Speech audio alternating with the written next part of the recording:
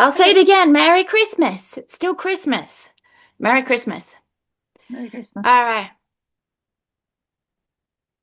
I have been doing so much. It's insane. This is such my favorite week of the year. It is such a cool week. And on top of it, the sun is shining and it's beautiful. So, how are you all? You all good?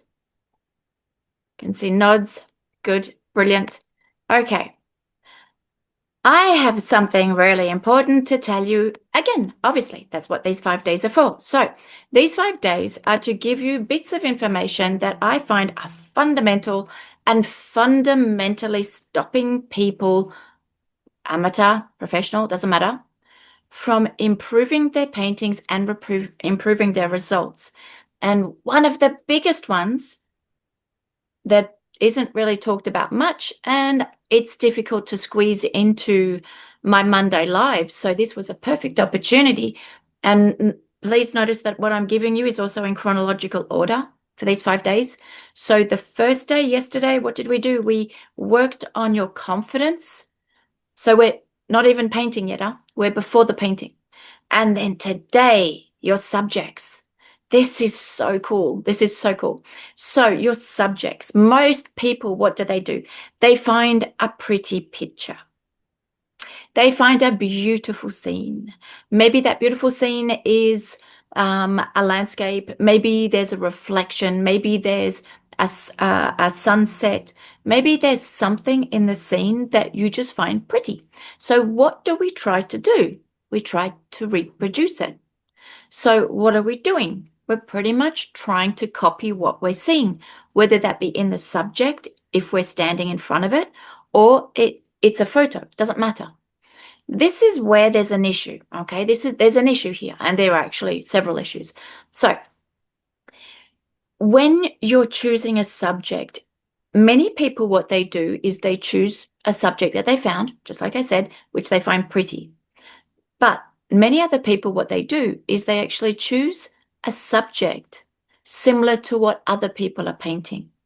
Let's say that it's a street scene. Let's say that it's a portrait. Let's say that it's an urban scene, a marine.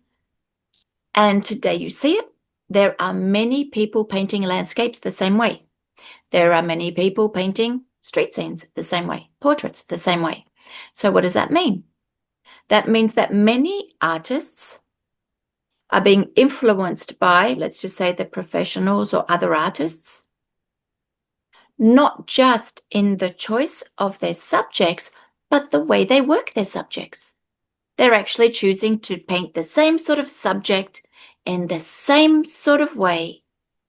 And there goes their artistic identity out the window. Now, I know I'm a little bit hard in these videos, but I think it's time that we start to see things maybe in a different way for the good of our own paintings and the good of everyone's paintings.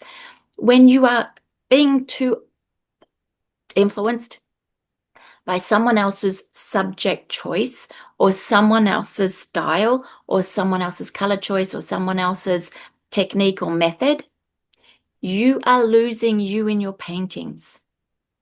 So we have to do the opposite, I think, because what do I see? And I always come back to the judging because this is where I see it all. This is where I see all the information that I'm taking on. It's when I see 1,000, 2,000, 3,000 paintings in one go when I'm judging a competition. And I come up with the same sort of landscape maybe 100 times, the same sort of portrait with the same sort of hat, with the same sort of wispy hair, white hair in the same sort of way. You've seen them. Exactly the same sort of method, the same sort of idea. And then I don't know who the artist is because I know who they're being influenced by, but the person who's in front of me, I just see them being too influenced by someone else. So I don't know who that person is. I don't see that identity of that artist. And that's what happens all the time. But what is interesting is that the level of the paintings this is what I honestly believe. The level of watercolor today has reached a level which is higher than I have ever seen. So this is 30 years. My career is 30 years. So watercolor, I believe, is at the highest level ever. Amateur painters, many are painting better than many professionals, and many professionals are just beyond what we have ever seen. The level of watercolor today is massive. So why would artists need to be so influenced by other artists' work? That's a real question I ask myself, because I don't understand. If there is a level of technique, if there is a capacity that is so high, why is there more influenced paintings than ever before? And I thought that actually was a real question. And so I started thinking about it, and I started wondering, and it sort of led me to the conclusion that I believe, my opinion, that the majority of this comes from the fact that many artists lack confidence. This is what we were talking about yesterday, in their ability, in their choices, and understanding how to put their ideas and their capacity into a painting that identifies with them, that has their own fingerprints on it, that's their own look. Because if you're just following someone else's, blue, blue, red, red, dark, dark, easy. But when you now you have to start to create, we're going in a very different direction. We're going from the technician to the artist. And I believe that's actually where the difference is. I think that many artists today are more technicians. And I think that many of these amazing technicians would like to expand their creativity. And so the second thing, lack of confidence, is one. And the second one is obviously the inability to understand how they can gain artistic identity, develop their own ideas with confidence in their own paintings. And I think these two factors, which is why I put them first, are real handicaps that are hindering the success of the majority of artists. And I don't separate beginners from amateurs to professionals. I see this as the biggest handicap. And I think, how cool is that? Because both are really easy to correct. So rather than focusing on technique, rather than focusing on doing like someone else to the best of your ability, I want to show you something today which is so fundamentally simple, effective, and fun. And I think it's going to open the Pandora's box on how you can very, very, very easily transform your paintings to gain more creativity, to expand your creativity whilst we're still building that confidence. So with the exercise that I'm going to give you today does all of that. It's so easy, it's fun, and you're going to see that it's after one painting, you've pretty much understood it, and you'll be, like we say sometimes, off to the races, because it is so easy. And I think that's what, if we can raise the confidence level, the artistic level, I don't know where watercolor can go, but my idea of where watercolor can go is exactly what I am trying to build for 2026. So I hope you like this. I love this. I think you're going to have fun. So if you want to paint along with this one, grab your brushes and do this with me, because this is something that I think you're going to be smiling the whole way through. At least I will. So I'm going to take you now to my table, and you're going to see how this works. All right, so basic material. Here I've got paper. It's not even Arches. I actually, to be perfectly honest, I don't even know what paper it is, but it'll do for today. All right, so I've grabbed some brushes. I probably won't use all of them. I've got my palette, which is set up the way it normally is. Let me just move this over a little bit because I want you to see this little corner here. and my water, which I've already been playing with, so it's already colored. Okay, cool. Now this is the easiest thing in the world. There is no intelligence, no capacity. You don't need to have any talent whatsoever, and you're going to love it, okay? This has nothing to do with talent. It has everything to do with building your creativity, your confidence. And домашняя одежда сегодня. hang on, let's just cut the think of turning off your microphones if you can, because that will just avoid interruptions, whether that be for whatever reason. Just helps everybody. All right, so let's go back. All right, I'm gonna just take some brushes. These are the ones that I've put aside. Maybe I'll dig out some others in a second. All right, so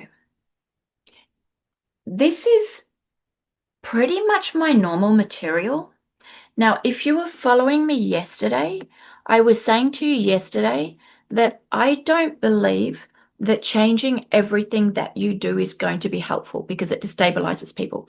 So my idea is just to change a little bit, because by changing a little bit, you probably will be having fun without getting lost. And so that's my goal. Now, one of the biggest problems that we have is that we know what we want sometimes. We can imagine what we want. We sometimes even know what we're capable of. And we can see what we want. We know how to do it. And it just doesn't work that way on the paper. For some reason, as soon as we start painting, very often we keep painting the sort of paintings we no longer want. And then when we look at our paintings, we're just like, it's still stiff. It's still what I don't want. And a lot of the reason why this happens is because as soon as you pick up your favorite brush, you're in automatic mode. You automatically go back into the way that you normally paint. The automatic mode sets in. So the first thing that we're going to do is we're going to break that. Okay. And this is an exercise. Remember, this is just an exercise. So our goal in doing this is not to get a result. We're not looking for any result. We're looking at doing things differently. And the main thing is starting your painting, even though it's an exercise, in a very different way. And when you do that, you no longer paint your method. You no longer paint on automatic mode. You have to start reacting to what you have on the paper. And that's where creativity comes from. So just wanted to say that. I like to see people when I talk to them. I think it's better. All right, so let's go back here. And this is my paper. Now, I'm not going to change. I'm going to keep a subject that I like. I don't want to change everything. I don't want to disrupt myself too much. So what I'm going to do is I'm going to do a subject that I know, because two problems occur. One is that we choose a subject that we don't identify with, we don't necessarily like. It's because it's fashionable or we're copying someone else. So first problem is choose your subjects so that they are subjects that you like, that you actually today, just before I paint, I feel like painting this. If you don't like painting portraits, don't paint them. If you don't want to paint landscapes, don't do them. If you want to just paint auto portraits, then just paint auto portraits. You have to be comfortable with the choices you make. And the second part is that you have to change this method, the way you work your subjects, to get a better result. So I'm not going to change my subject. I'm going to change the way I work my subject. Don't change everything at once. All right, so let's stick these up here. And I'm going to paint something that I have painted a million times. Many of you may have seen something similar already, voluntarily, to literally stop me from painting the way I normally do. So I go to my favorite. This is what I call my, let me turn off this light. This is one of my, let me go this way. This is one of what I will call my teddy bear subjects, because I can paint them with my eyes closed because I don't want to focus on the subject. I want to focus on the method. So let's do this. So I'm just going to do a little subject of something that we could say is Venice, but it's not necessarily. And it's not to get a result. However, I do like the idea of showing you this with an actual subject, because if it's just abstract on the paper, like we did yesterday, it becomes difficult to understand how you can apply abstract stuff to a figurative subject. So here we're going slightly more figurative, and you'll see how this is. This is so cool. All right, this is so cool. So if you want to paint the same thing as me, go ahead. If you want to do something completely different, go ahead. It doesn't matter because the subject's not really what's going to count. All right, so I will put the towers of Venice in because they're just part of my it's kind of like I don't know how to say it. It's just my automatic subject that I play with every single thing that I do. So I test everything on the same subject. I don't know why or how I even ended up with doing that, but it is so beneficial. Rather than changing subject all the time, I just apply a new idea to the subject, which I know so well, to see if this new idea basically works. And obviously the subject changes because it's just made up, and so I do it however I feel like it on the day. So here we go. So this is sort of my subject. This is what I have, okay? So my first thing is, if I was now to take, let's just say my normal paper with my normal subject, with my normal brush, with my normal palette, this is where the automatic mode is going to set in. So I'm going to put that brush down and I'm going to do something completely different. This is an exercise. This is not a painting. Don't think of it as a painting. Don't think of it as you're wanting results. The result you're wanting is to build creativity. The result you are looking for is not to create a good painting. It's to do some different stuff so that you're building this creativity and having confidence in that creativity. So this is where I'm literally just going to, this is the first, yesterday I used this brush for the first time and I'm using it again today. So I'm literally just going to pick up absolutely anything, and I don't care what it is, on my palette. I've got all sorts of colors, not interested, and I'm just going to throw them on. I close your eyes, just throw it on, and who cares where it goes? And who cares what color it is, and who cares where it lands? Just throw it on. All right, now I have, what's that expression? When you throw a spanner in the works. I have now created a problem for myself. I actually paint like this, huh? I actually do this. I find it extremely fun. I will just pick up anything and I will literally destroy my sheet and try and find a painting at some point somewhere. So let's just destroy it as much as you can. Bring anything you want into there and just go over your subject, build on it, pour color onto it, do whatever you want, and just play with it. All right. Now that I have a complete disaster on my sheet, obviously I'm not worried about the subject. Now what I have to do is I'm just going to play with it. I'm now becoming reactive to what I have rather than working within the method that I know. So this is automatically taking me out of my method because this is perhaps not the way that I normally paint. So now that method's out the window. I've just thrown it out the window. And so now what I'm going to do is I'm just going to be reactive and play with it. So I'm just going to keep destroying it. My goal now is to go as crazy as I can. I'm not looking for a result, and I don't even care about the drawing. I don't care where it is. I'm just going to start, let's just say, even creating an abstract over the top of it. And let's just throw a bit of yellow here. This is the part 2 of what we did yesterday. You can see it. I can think you can see it. Maybe I'm going to just throw in some, this is red. Let's just throw some red in. Let's just, the creativity, this is what we're wanting. We do not want to focus on success. It will become success, but the first thing you have to do is you have to break the habit. Let's just throw something else in. Let's go for some blue. Let's go for something else and same thing. There we go. Who cares what it is? Just throw it on.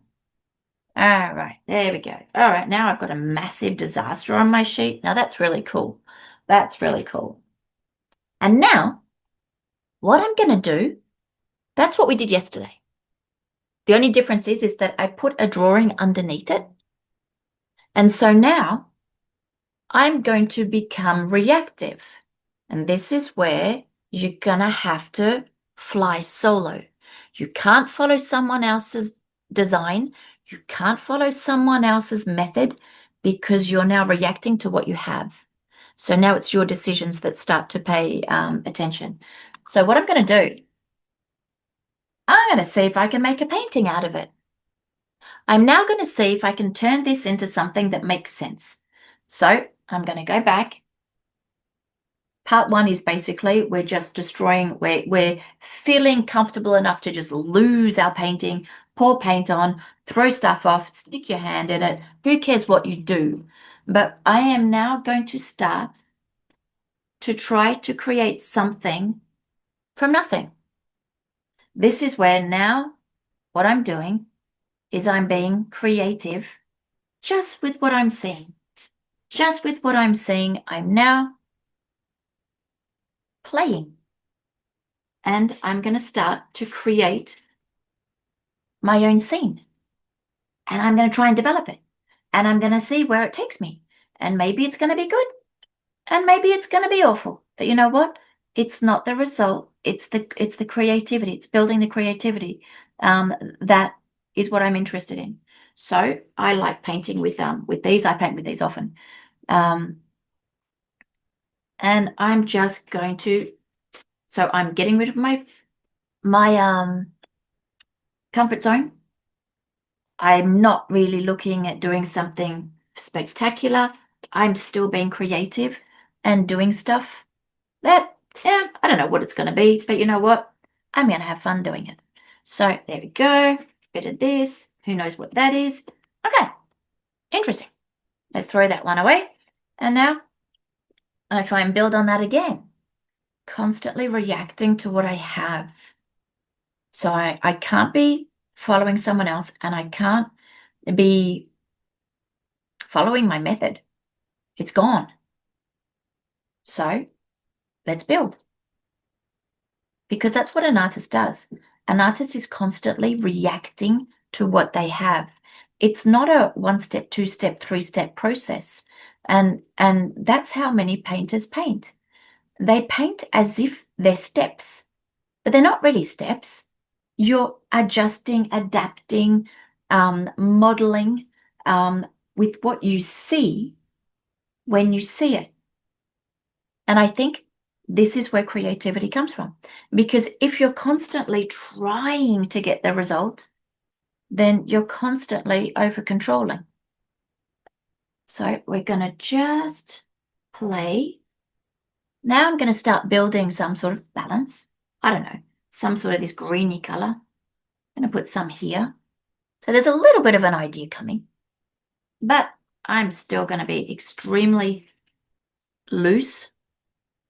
This is building the creativity, building the confidence that basically I can lose a painting and then I can try and pull it back. This is such an amazing thing to do. I do this, and I have done this for a lot of times. Many English people will know. If you don't know, I'll put the name up on the replay of this. Mr. Squiggle. If you don't know Mr. Squiggle, you need to look up Mr. Squiggle on the internet. I'll write it on the screen later. Mr. Squiggle was my artistic model. Okay, you'll see who he is. I'll show you who he is. All right. So play, play, play, play, play, play. And eventually we're just going to keep playing. And I'm just sort of throwing stuff in. I'm creating something. Not really sticking to the drawing, but just playing. But you can kind of see something happening. I'm reacting to what I have. Reacting to what I have. Okay. Good, not good. We don't really care. The idea is creativity. Reacting to what I have. I'm going to see now if I'm capable of, from creative mess, turning it into a little sketch. Okay? This is where you know that you can develop a painting on your own, because you can lose a painting. You can take a painting all the way to the point that it gets lost, and then you can build the painting back. And so what does that do? That does one of the most fundamental things I think there is. It takes away any fear of failure, because now I don't have any fear of failing when I paint, because there is no failure. I'm just constantly building and creating until the point that I like it or I don't. But there's no failure. And now I have the confidence to lose a subject and build it back. So I'm not scared to put color. I'm not scared to go back in and add something or have an accident happen. I have no fear in painting because I know I can always pull the subject back. But if I don't ever allow myself to do this sort of, I lose everything and then I try and pull it back, then I would never know. So I would always play safe, and I would always follow the method that I know is effective, because I know it's going to bring a safe result. But I'm not interested in a safe result. I'm interested in playing, because playing brings my confidence and starts to help me create something from nothing just by adapting. So cool. So cool. This is the sort of thing that if you can do with your children, grandchildren, doesn't matter, try, because you're going to find that this builds creativity, problem solution, initiative, take risks, all the things that kids could use today that unfortunately don't get taught in school anymore. Taking another paper. Let's keep building. Okay, so I'm just building. And I want this to be loose, and I want it to be, I don't know, interesting. I have no specific idea in mind, but I'm just reacting to what I see. I see this nice green next to this orange. I'm going to leave it because I like it. I'm just reacting to what I see. This is how we need to paint. Dark, dark, dark. Let's create some darks. Okay, cool. No idea what it is. Who cares? Let's just keep playing. Let's go down here. Maybe I'm going to start to add some more darks onto this side. Okay, dark, dark. Maybe I'm going to have it a little bit redder on this side. Okay. Look at this. This is what creative painting is. And what does it do? Look at my brushwork. Look how fast it goes. Look how loose it is. Look how I really don't care. And what happens? I get the looseness. I get the spontaneity. I get the freshness. It's a mess. But you know what? I'm loosening up my brushwork. I'm taking risks. I'm going out of my comfort zone. I'm testing new ideas. And all that is building my confidence and my creativity. And I think I don't know, maybe there's other ways of doing it. I can only give you what I do, and things that I've tested or that I've tried that I think are effective. So what I'm giving you today is what I have always done. And I will add Mr. Squiggle into the replay of this, because if you haven't seen Mr. Squiggle, I would suggest that you sit down for an hour and you watch Mr. Squiggle, and you're going to understand everything there is when it comes to painting. Okay? It's as silly as that. Because as artists, we are too overly serious.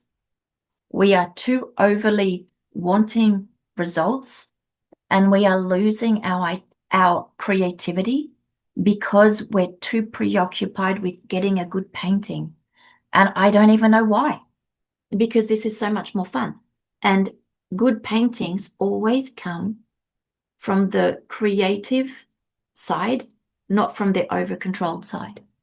So why do we even over try to control a painting? And I think that comes down to a little bit what we were talking about yesterday, the need to fit in, the need to feel like we've done a good job. It's a success. We're capable. We're doing a good job. We're honestly, just play. And you're going to find that your paintings are going to be better anyway. So I'm just going to throw on some little details just for the fun of it, because you can start off just by throwing color on the paper like we did yesterday with no drawing. And what's that going to do? That's just going to give you that little bit of extra confidence to throw stuff on a paper without worrying about it, without going back into it, with doing whatever you want to it, basically.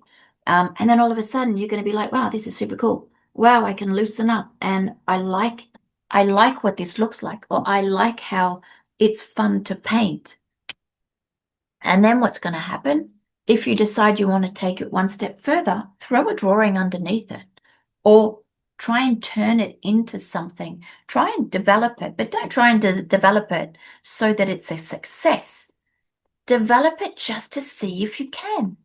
It's just an exercise. Am I capable of turning nothing into something? And maybe I'm going to say, you know what? Maybe once I've developed it, maybe I'm going to turn it into something completely different. Maybe I've got this idea. Maybe I've got this idea, and I'm sitting here saying, you know what? Little reflection here. Maybe I've got this boat scene happening here. And then you know what we're going to do?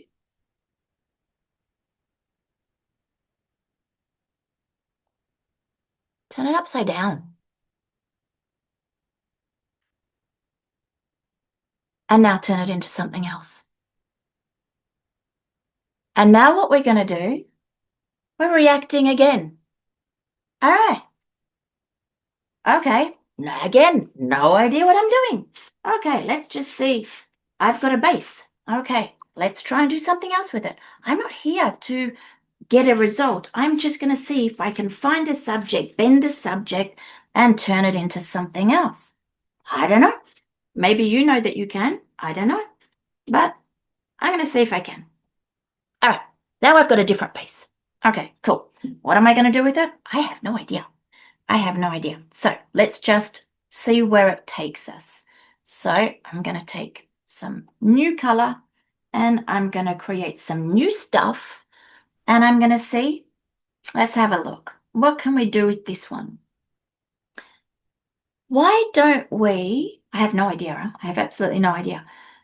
We could turn it into a still life. We could turn it into, what should we turn it in? Let's put a boat in there. Let's stick a boat in there, something simple. I want a big shape. So I'm just going to go for a big shape. Okay. And my goal here is just to see if I can. Can I turn this now into something completely different? I don't know. I don't know. But you know what? I'm going to have fun trying. Maybe I'm going to want to get some color off. Stick your fingers in your paintings. Play with it. Okay? Maybe I'm going to lighten that bit. Maybe I'm going to, I don't know. Let's just keep going darker. Let's get a dark boat in here. Okay? Who cares what the color is? This is where you're going to build your creativity. Don't get stuck. Oh, it looked good, so I don't dare go back into it. Who cares? Just play with it and see how far you can go. All right, there we go. All right, let's maybe put some smaller boats in the background. This is Mr. Squiggle. Mr. Squiggle taught me everything I know.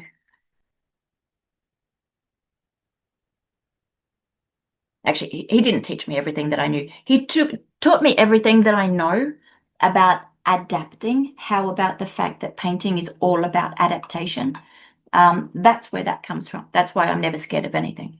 After that, I did learn stuff from other people, and those other people I've actually spoken to about during my courses, Rembrandt being one, and the other main one we've actually just been working on, Arthur Streeton, were the two main ones. So yeah, it's an interesting combination when you start to put Mr. Squiggle in the same boat as Rembrandt, but hey, why not? Okay. I'm going to end up with a boat scene. And this is just playtime. So this is where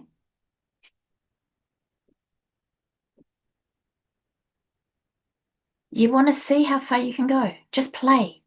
And then if you feel like you don't like it, turn it upside down and change it again. And then maybe you're going to change it again. And then maybe you're going to change it again.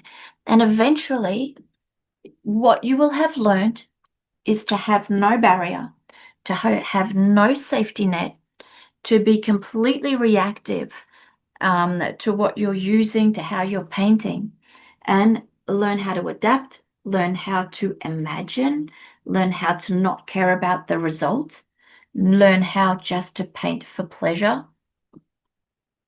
And you probably have a lot more fun doing it.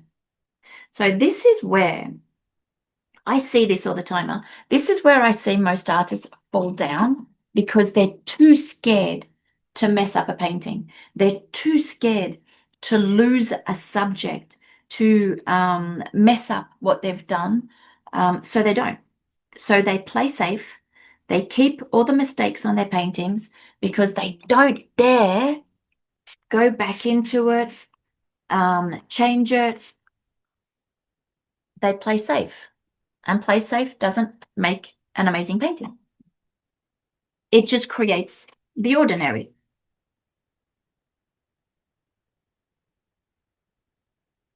So I could go and play on this for a long time, but I don't know that it's really going to be beneficial, but I'll do a little bit more just for the fun of it.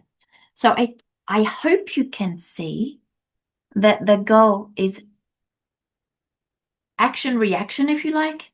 I'm just painting from what I see on the paper and how it develops. And then if the paper was dry, then I could go back and do even more stuff. Or I could wait. I could still wait, let it dry, come back into it as it dries. Maybe I'll do that. Maybe when we talk, I'll let it dry, and then I'll come back into it and finish it when it's dry. But this is so important. This is where the fun. I mean, look at it. Look at all the different washes. Look at all the different stuff. If I was playing safe, I wouldn't be doing it. I wouldn't be pulling and pushing my paint and my color so much because I'm worried about the composition. I'm worried about losing my subject. I'm worried about wasting a piece of paper. And so I don't dare to do stuff. And that would be a shame because what I'm doing is I'm limiting, or even worse than limiting, not even discovering if I have any creativity in me. I'm too busy worrying about getting what is considered by someone else probably a good result, and that would be boring. So I'm being a little bit overly excessive, if you like.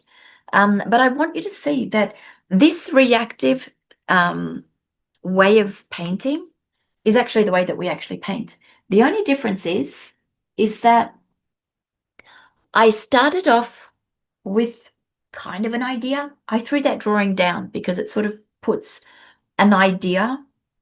But if your painting goes into a different direction, if for some reason when you're painting, your painting starts to develop in a different way, or that your idea starts going in a different way, does that mean that you should force your painting to stick to the drawing that you have, to stick to the idea that you have? Or does that mean that you can just say, ah, I'm going to follow where this new idea is leading me?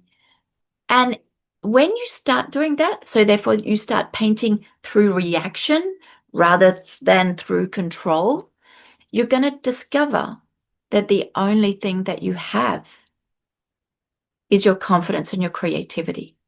And if you're able to use them and the knowledge that you already have, this is where I was saying, there are so many people, the majority of you, because I know most of you that I can see on the screen, you already have great technique. You already have great understanding. You have enough to be able to say, I trust the knowledge that I have, the baggage that I have, and now I can put it to the side and I can play. And then when I need to, and if I need to, when I go back in to create something as it develops, the experience and the knowledge that I have, I am capable of turning that into a sketch, maybe a little painting. And then you're going to see that that's the way it works. It's actually a trio. It is the baggage of technique and understanding of what a painting is, the composition, the color, the contrast, how we put a painting together is part of it. That includes your technique. The other parts of it is your confidence, confidence in your technique, confidence in your ideas, and confidence to actually apply your ideas. And then the third part of it is your own creativity. Stop looking at everybody else's stuff because that's their creativity. I hope that's their creativity. I hope it's not just someone else that's copied someone else again. That's their path. So I think, again, this is just a suggestion for you, but one of the best ways to build your confidence and your artistic development is to throw yourself a curveball, grab your brushes, destroy a piece of paper, and see if you can build something back from it. And if you start building something back from it, great. And if you say, you know what, I want to go even further, turn it upside down and see if you can turn that one subject now into something else. See how far you can go. How far can you bend your knowledge, your confidence, and your creativity to create paintings where you paint and adapt rather than be influenced by the work of someone else. It's really fun. So what I've just done, maybe what you've just done, I think you're going to find is a lot of fun. Just make sure that you don't have carpet underneath you so that you're not sort of feeling like you can't make a mess. You need to be able to feel like you can sort of make a mess with this. And then try and see if you can weave this sort of idea of freedom, lose the beginning part of your method, change it, do something completely different so that as soon as you start painting, you don't go into automatic mode. You don't start painting the way you always do, that gives you always the same paintings that don't progress because you're just repeating the same stuff that you've already done. So start from the very beginning by breaking the method and forcing yourself to paint in a reactive way, and then just play and see where it takes you. But I think that you're going to find it's very cool. So I'm actually going to let that just sit for a minute. And if you've got any questions, if you've got something that you want to say, if you want to ask anything, click on the little reaction button down below, stick the little yellow hand up, and I'll just go from person to person. But this is where you can build your creativity so easily. It's ridiculously simple. It's the back of a painting.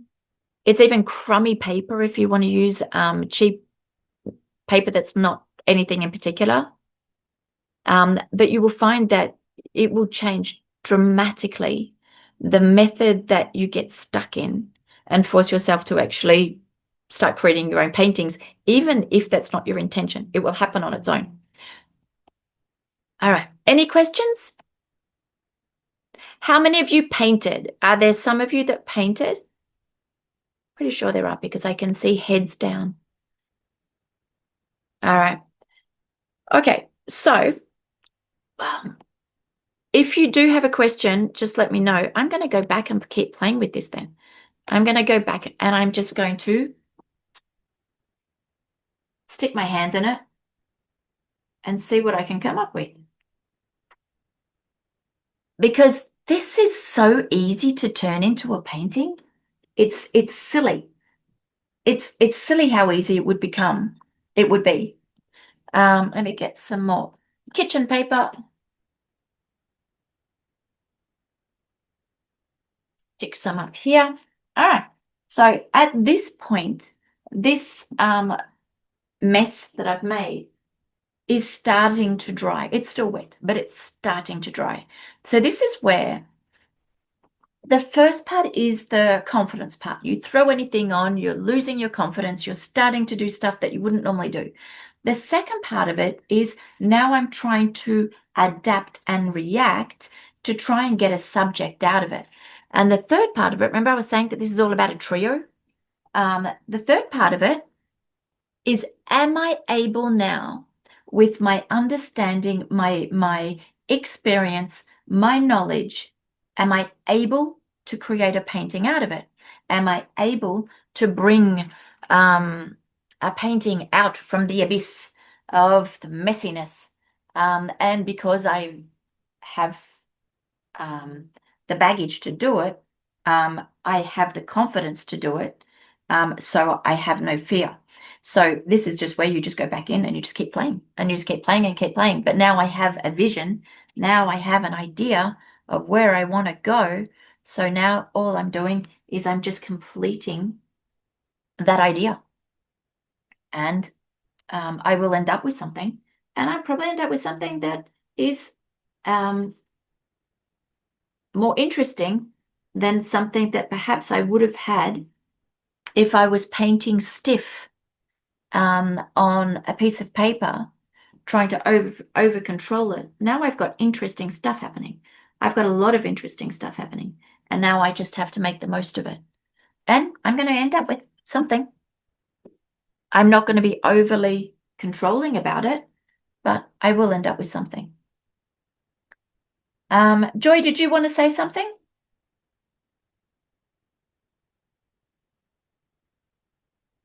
If you want to, I can see you talking. Turn on your microphone. No, I was going to show you the process when I did this painting I was talking about yesterday. But All right. I'll have to look at it. All right, we'll have a look at it in a second. Yeah. Okay. I'll keep trying and seeing if I can sort what I got to do with it. Sounds intriguing. All right, so I'm going to maybe even take off some color, maybe add some darker color. I need some sort of contrast. This is where now the technical ability starts to come in. Now I know I need contrast, and I know I need contrast in certain places. Now I know I need to create a focal point. Now I know how to create a focal point. I know how to create interest. I know how much interest certain things need to have. So now what I have had the part where it's the creative part. I have the part, I have done the rest of it. Now this is where the technical thing comes into play. Do you understand how that's everything upside down? Because the most of us, what do? We start with the technique. We start by being very intentional. We start by doing the good bit that looks like something. And then we do a couple of, let's just say, spontaneous strokes at the end, hoping that that's actually going to be enough for the entire painting. But what we've done is just basically controlled the painting all the way through. The creative part of it should come first. It's much easier. It's much, much, much easier than trying to put it on it towards the end of the painting. So try and do that first. Exactly what I've just done. Do it in another way. Doesn't really matter. And you're going to see it's much easier. And then you, with your technique, your baggage, your understanding, start to build back up. And you'll start to add contrast where you want contrast, no contrast where you don't want contrast. And you're going to end up with a painting. And you're going to end up having more fun. Less headaches, because you're not overthinking your paintings. And for those of you who are joining me tomorrow, Monday, so the Monday's already tomorrow, man, that's what we're going to be doing. We're going to be putting this approach into a finished painting.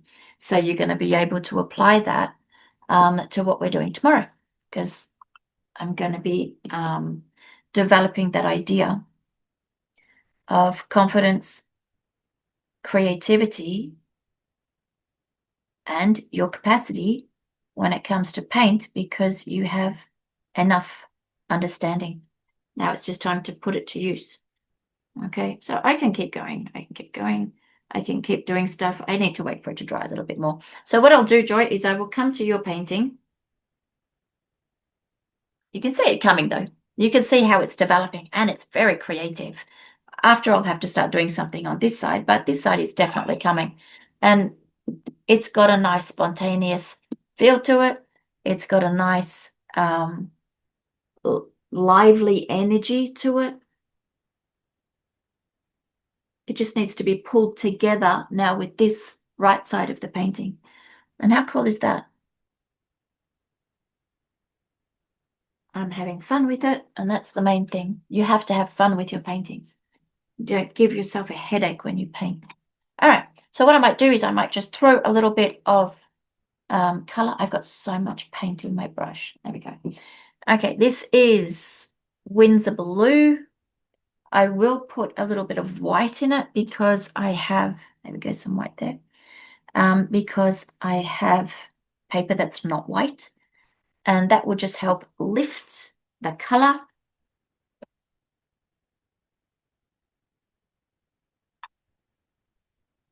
Create even more transparent.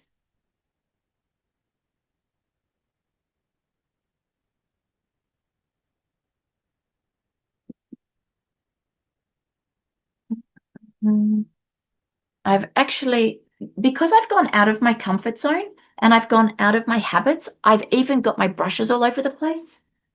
I've got my material everywhere except for where it normally is. I lost literally all my habits. So it's amazing how how effective it is, because I had my brushes in the wrong spot, my paints in the wrong spot. I had everything in the wrong spot because I changed my habits. It's crazy. Makes you think how, without intending to, we really do paint on automatic motor. Even if that's not what we intend, we still do. All right, I'll play with this in a second. Let's have a look at Joy, your painting. But I think you get the point. Can you see how there's so much interesting stuff going on? I just have to finish this bit and I'll end up with a little painting. Joy, do you want to show us the painting that you had? You have to put your microphone back on. I tried to put something in the chat. I wanted to show that how I had my preparation first and what and the painting that came out of it. I don't know, can you see in the chat if there's a photo? It's not yet there. Oh yeah, now it is. I think if I look at it, I don't know that you can all see it on the screen. Probably not. No. No, do you have it in front of you? Right, I'll do it. Right, let's go another way. The other way then. That way everyone can the see normal way. it. Yeah. put gallery view on, and then I can see what I'm doing. Right. So lift it up a little bit. What So is with it? this idea Oh, yeah, that you I have. can't see it. Can you see something? I can. Yep. Oh, Yep. well, that is. I went out in the forest looking for a funny tree, and I found this one, which was a bit twisted. Yeah. Can you see that? Yep. And you know, by the side of the tree, I've put some colours that I was thinking of using. Yep. Can you see that? Yep. Right. Yep. And this will shock you because you don't see me do things like this. Oh, it's beautiful though. The trees are beautiful. Yeah. So Yeah.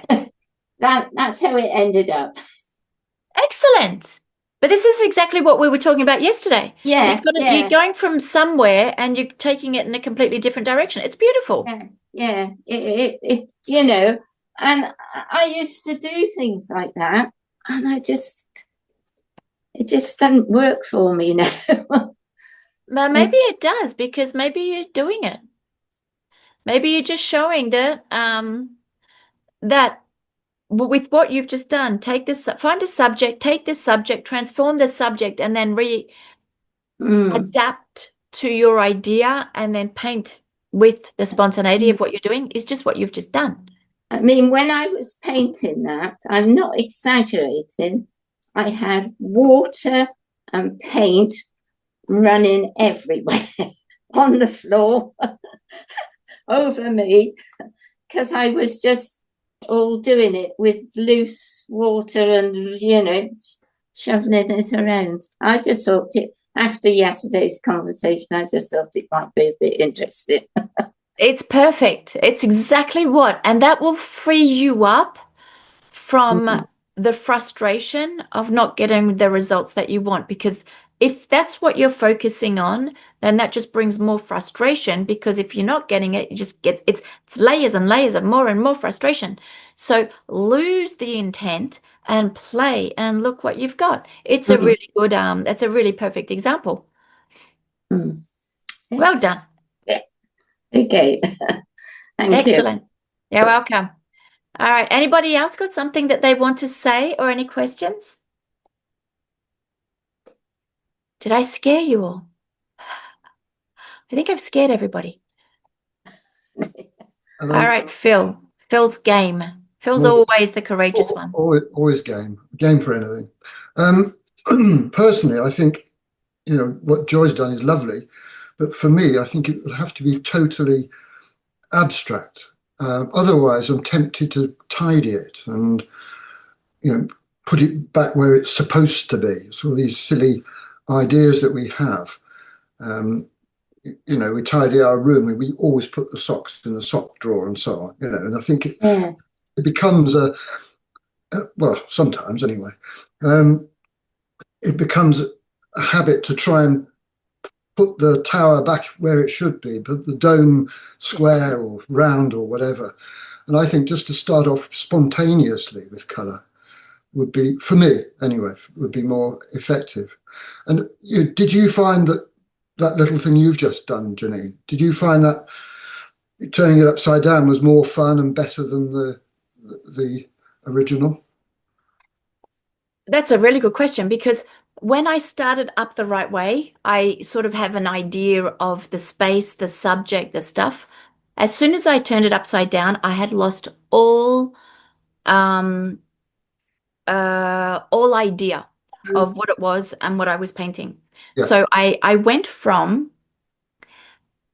a little bit of an idea because I put a subject down, and now on the spot, I have to lose the idea of this sort of scene that I was creating with Venice and these sort of buildings. And now it's completely different. How fast is my brain able and my hand able to come up with something new, play with something new? Still, I had no idea what I was doing, huh? And then just sort of see how it develops. And that's when I think you have, and I think that's what you were saying, you have no support, meaning you have no idea what you're doing. You have no idea that it's a sock that needs to go in a sock drawer. You've lost all understanding of what you're doing. Then there is nothing else except creativity. Yeah. Because that organization, that method, oh, that's a sock, it goes in the sock drawer, it's a good example, brings you back to reality. There is no reality. It's just a mess on a piece of paper. So yeah, I had more fun. And I think it looks better as well. I agree. And on workshops, we've done the Venice scene a few times, and I've carried on with the habit over a period of time, say a week, doing one each day, and you get better and better and better at it. But that's only better and better at one thing, isn't it? So to break that again, it's habit. Yeah, it's Mr. Squiggle. Yeah, well, we yet to see this Australian.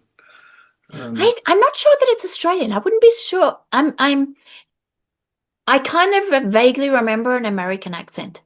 Oh, right. I don't think it's an Australian. You I will mentioned look it up. it before. I will look it up. But yeah, so it's all about reactivity as opposed to intention and control. Yeah. That's the bottom line. That's the bottom line. And then at some point, if you want to refine a subject, and this is where I think it's really these three things are. If you're then able to throw everything on, that's the confidence. That's the, I can just throw everything on, I can mess it all up. And then my creativity, I'm going to try and make a little bit of an orange here, red here, a blue here, and just make it look nice. It doesn't need to be anything. And then the third step is, can you pull a subject out of it? Can you find an idea? Let it dry if you need to. But can you find sort of an idea and turn it into something? It doesn't have to be great, but it's that adapting thing. And so whether that's wet, whether that's dry, whether it's good, whether it's not good, whether it looks finished, whether it looks awful, it doesn't matter. It's training your hand, your eye, and your brain just to be creative. And because of your background, because of the knowledge that you have, you're going to be capable of doing it. And it doesn't mean it's going to always work. It doesn't mean it's always going to look great. Sometimes it's going to be really good, but it's done. The job's done, because even if the result on the paper is not good, your eye has understood how to see new things. Your hands have learned how to paint in a different way. Your confidence levels have gone up. Your creativity has gone up, and you're now reacting to your paintings rather than copying them. The job is done. The work is done. And now as you paint, you'll just get better and better at it. And that's where you're going to have a boost in confidence, a boost in creativity, and a boost in the originality of your work, rather than having to be influenced by anybody else. So cool and so easy. Definitely worth trying. Definitely worth doing. I've got with another teacher, we bought about 1,000 40 by 10 frames, and they're glazed, they're proper wood, and I've got about 20 of them. They were €4 each. You even got the hardware to hang, the actual proper glass, amazing. And what our tutor had us do was, cut as an offcut, you can create 40 by 10 pieces of paper. It doesn't matter. Even if it's arch paper, it doesn't matter. 40 by 10. If you've got a full sheet, you can take a couple off the side, and you've still got more or less 4/4 sheets. And he had us just throw things together. He said, only 1 in 10 will work, but that one will be great. And he was right. Yeah.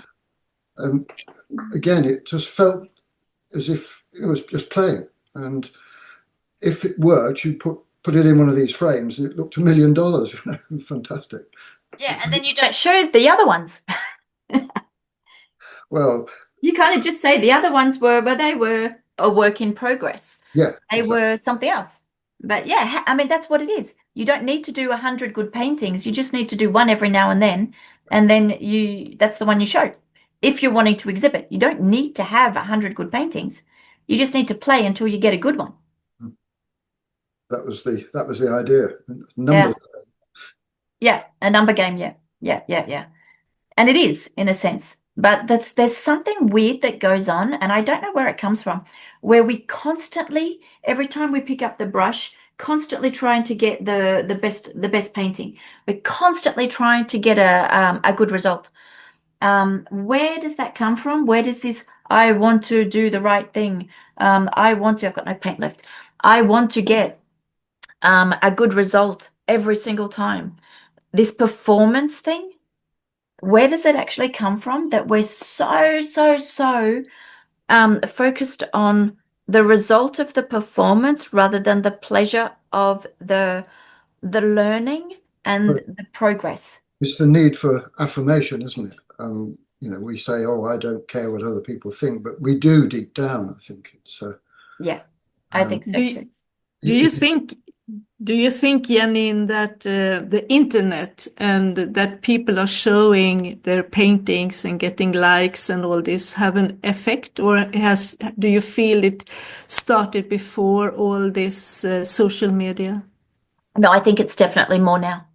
I Mm. think I think that's definitely part of it. I think that people value other people's opinion because of things like likes. I think that's definitely part of it. And it's an odd thing because when you think about it, it's just it's nothing. It doesn't mean anything. But somehow there is that desire of validation that we seem to be chasing. But it's not real validation because the only one that we should be preoccupied with is our own opinion. Are you happy with your own opinion?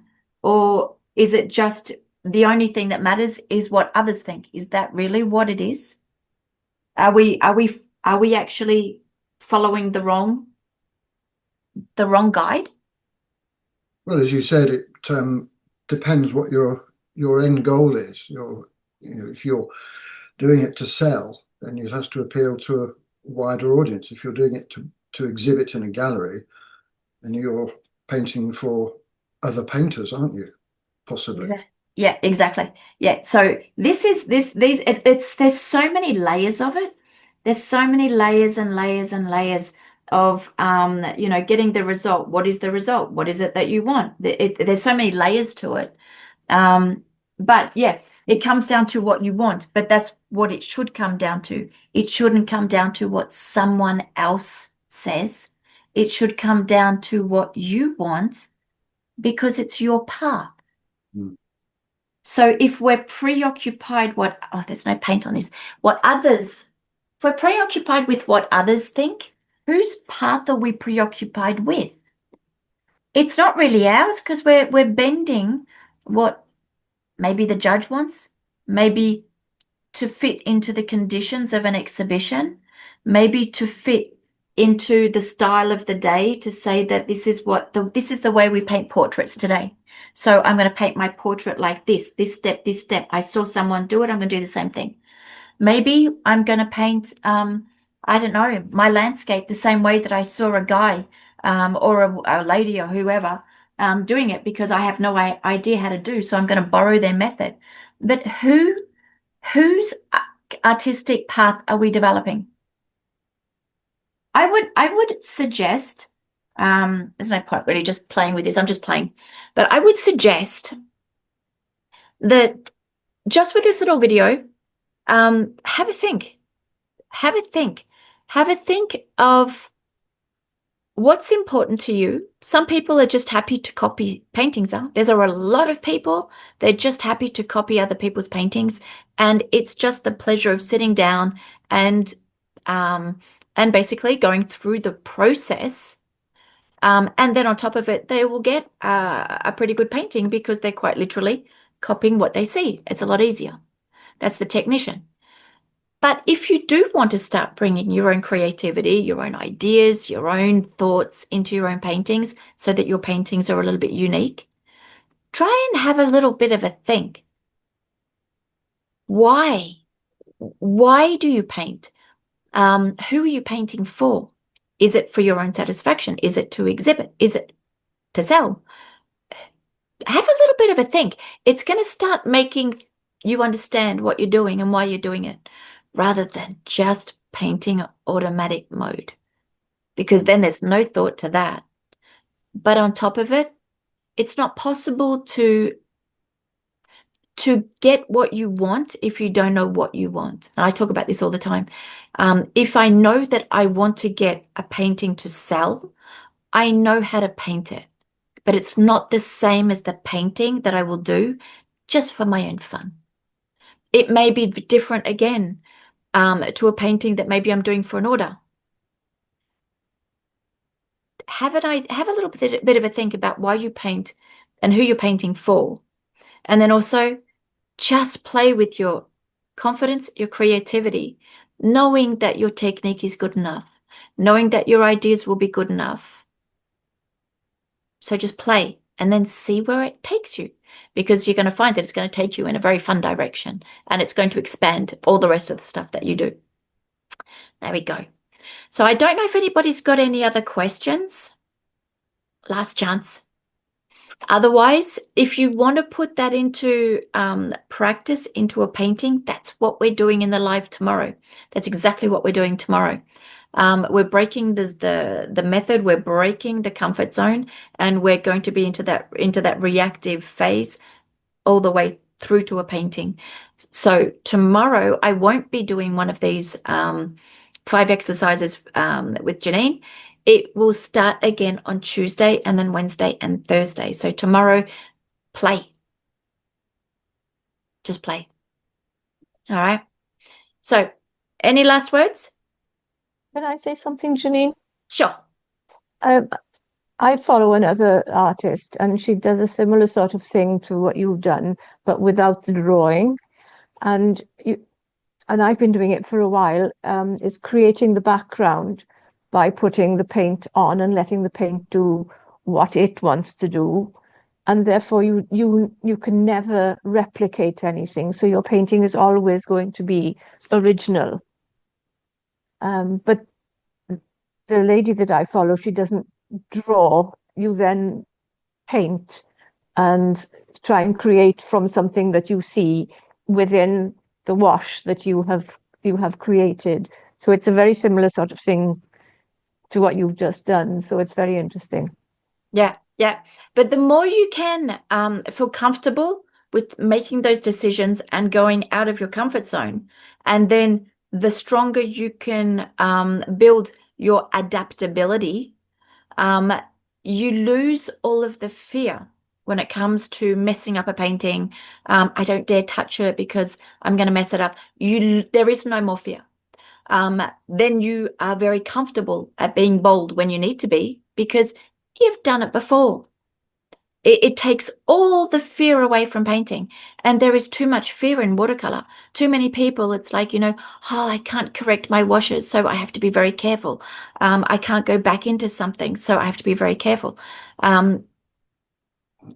It actually bridles people because of the fear of messing it up. So that's perfect, Jen. And the more you guys expand on it, the better it will be, and the more comfortable you'll be with it. And then the more you'll be able to develop your own ideas and your own artistic path. So play with that, and I shall see whoever comes on Monday. I'll see you tomorrow. And for the others, I'll see you on Tuesday. So happy painting. Merry Thank you, Christmas. Janine. And I'll see you then. Thank you. You're welcome. With pleasure. Bye-bye. Bye-bye.